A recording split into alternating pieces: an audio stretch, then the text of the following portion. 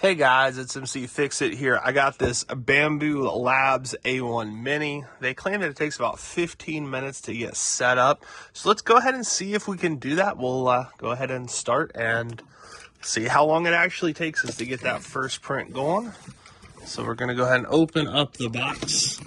This thing is their smallest printer they have available, but I've heard really good things about it. I've never owned a Bambu printer before, but I have owned a lot of other printers. Probably gonna have to take this off my workbench to get it out of the box. Just so you can see, it has a little bit of a bag that we're gonna have to take apart and start pulling the parts out.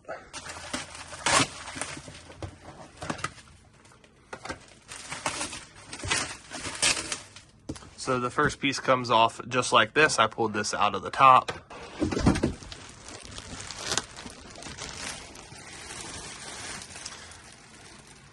And then I just went ahead and pulled the rest of this out of the box just because of my workspace here is a little limited.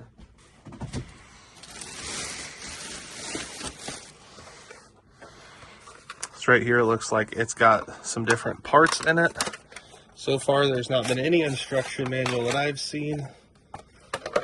So we'll go ahead and set that off to the side. We'll just continue to just start pulling. And here we go. Here is a little sheet that talks us through the quick guide.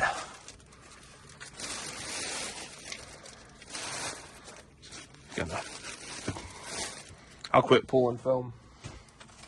It does say, talks about matching the build plate and then waiting till it cools and how to clean.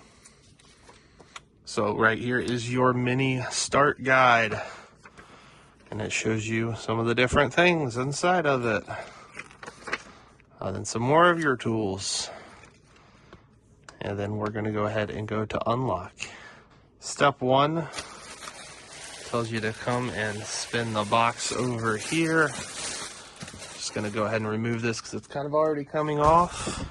And step 1 is on remove the 4 screws to unlock the Z-axis limiter. And I'm guessing it is the bigger of the 2 tools here.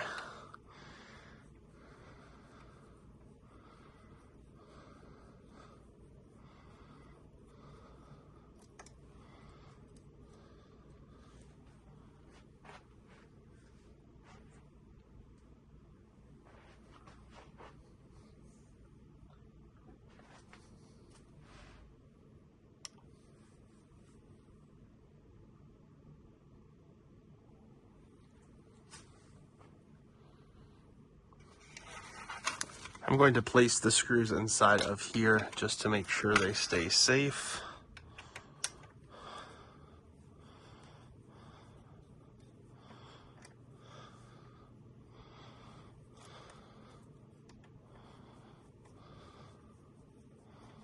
I do like this as a nice long tool.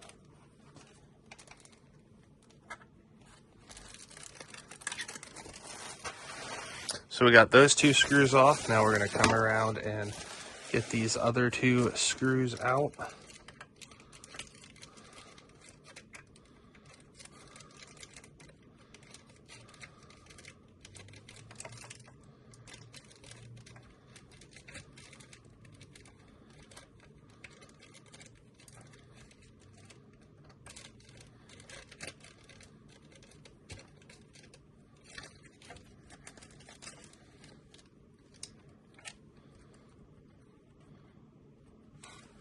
There's the 3rd screw.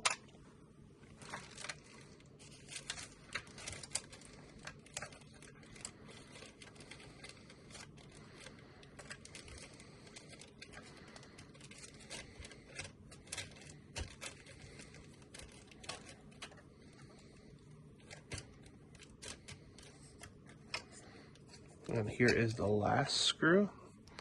I'm going to go ahead and put it in the box as well. You're going to go ahead and remove the Z-axis limiter. We're going to put that off to the side. I'm going to put my tool back. Step number 2 talks about to cut the zip tie wrapped around the tool head, which is this zip tie right here. I do have a utility knife, but I've got a pair of scissors next to it too. And we went ahead and cut that. You can go ahead and dispose of that. Now we're going to go ahead and start to remove the foam padding as the next step.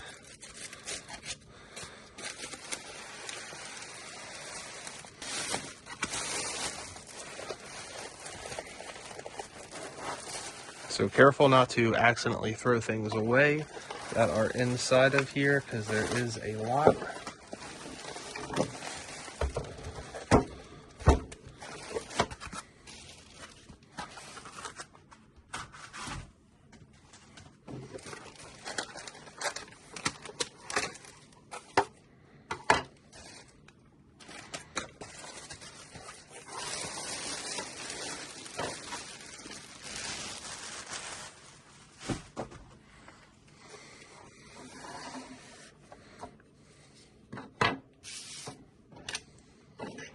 So you should have a couple of bags and a couple of other parts plus the tools that you have. I do have a couple more pieces of foam here I did not pull off. And also here.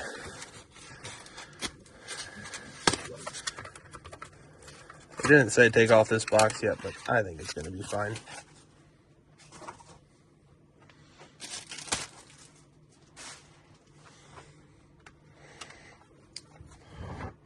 So we're going to carefully place this thing on the side of it.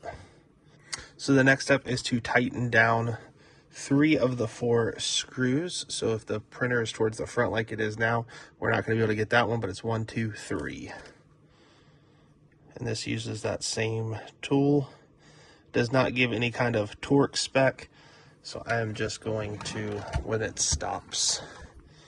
So I'm not going to try to overkill it.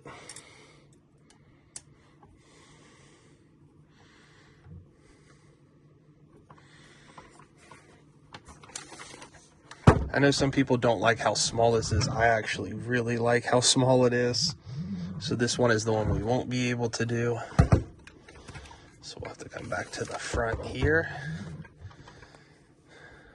And then right down in here, go ahead and tighten this one down. I'm assuming the one in the back is already tightened down. That's just an assumption though. It doesn't say that it is in this little brochure. So you're going to go ahead and turn your unit around. We are going to go ahead and find the Purge wiper, and we need to install it. And so this thing is going to go like this as you install it into place. Then inside your box, you're going to come to the side right here, and you're going to see for Purge wiper. You're going to go ahead and get that little piece of plastic open. And then we get to install it.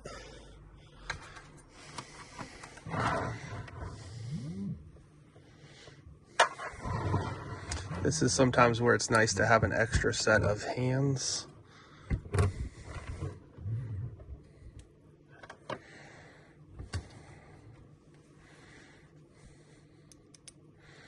So it's the same tool we've been using the whole time so far.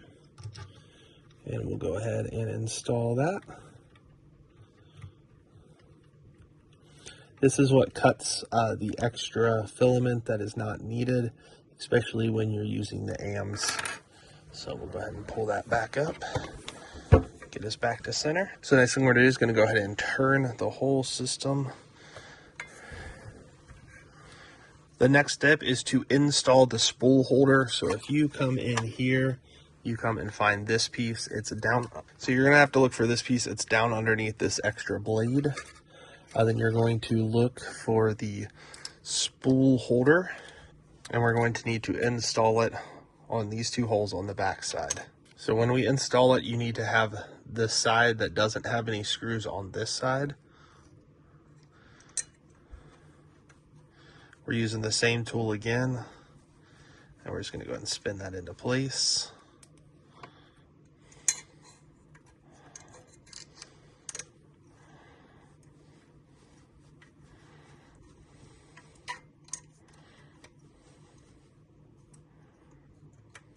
And spin this one into place just like that. And then we're going to go ahead and take our spool holder and slide that bad puppy straight down.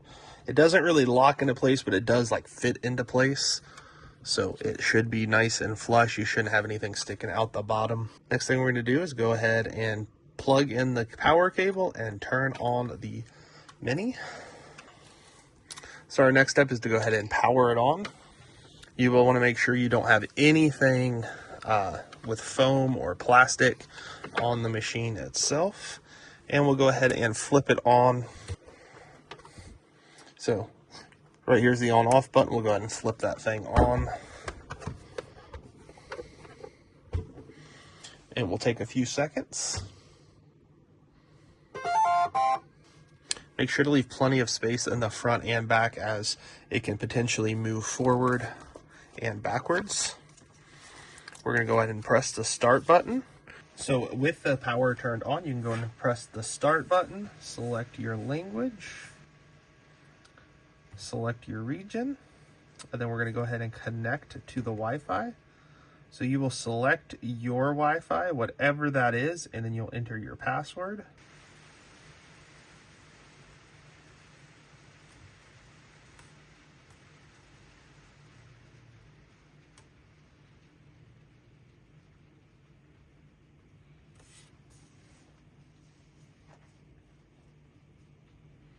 So once that's connected, you'll see it says network connected.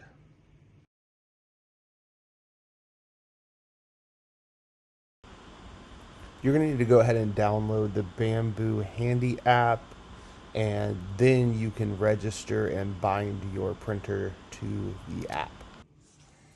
So once you've installed that app, go ahead and open it up. Go down here to the bottom and click Devices and Bind to Print. You will need to make sure to set up an account with them. Go ahead and scan that QR code and let it set itself up. It is also encouraged at this time to allow you to set up the initial calibration. I'm not going to do that here because I'm going to be taking this printer upstairs to a different room because I'm in my garage right now. So the next thing we need to go ahead and do is install this PTFE tube. And so that is going to come and go down in here. Then it does not specify which one of these four to put it in. In fact, it has the AMs on there. So I'm just going to guess it's this one and hope I'm right. I think I might be, but I'm not 100% certain. The next thing we're going to do is go back into our toolbox to find this guy, and we'll go ahead and connect the tubes. And I'm just going to connect the wires. I guess that's really probably for the AMs. And I'm just going to go ahead and check to make sure those both look good. I like both of those right there. And then we're going to show you how to hang a filament spool.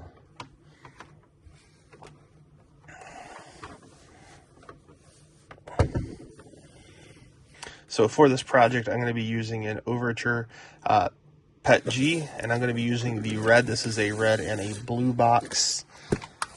And so I do like to save the Ziploc baggies. I know some people don't really care to. You can actually hear the air releasing, which is a good thing.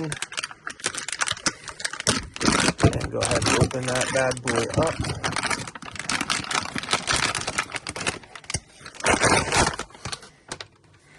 And we're going to go ahead and put this on the spool. And it says to load the spool like so. And then you are going to go ahead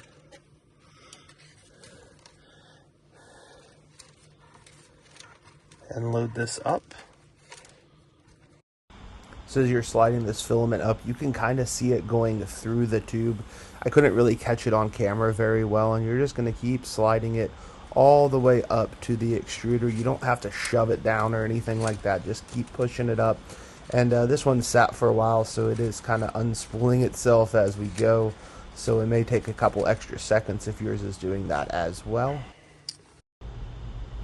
I did go ahead and bring my 3D printer inside the house. I thought it would be better to print there than in my garage.